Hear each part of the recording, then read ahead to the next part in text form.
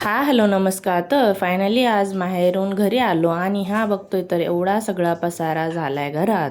आणि हो, फ्रीजवरची ही धूळ बघून असं वाटतंय मी दिवाळीला उगाच साफसफाई केली. पण काय करणार आता, तेवढे कपडे मला धुवायचे आणि ते सगळं पसारा मला आवरायचा आहे. आणि म्हटलं आधी या नट्टापट्टा करून घेऊ. नट्टापट्टा करून झाला आणि भूक लागली होती, पण म्हटलं आधी विठोबा करू आणि मग पोटोबाची तयारी करू. तसा टी व्ही सेंटरचा फेमस तो राईस मी ट्राय केला, पण तो काही बनला नाही. पण ठीक आहे, मग आता एवढा सगळा ढीग लागलाय, त्याला भिजत घालावं लागेल. मग तो भिजत घालून किचन साफ करून घेतलं. आणि मग किचन ओटा मी हा घासूनच घेत असते, कारण मला पुसून तो बिलकुल आवडत नाही. आणि हा कपड्यांचा रेलिंग बघून तुम्ही समजू शकता माझ्या कमराची काय वाट लागली असेल.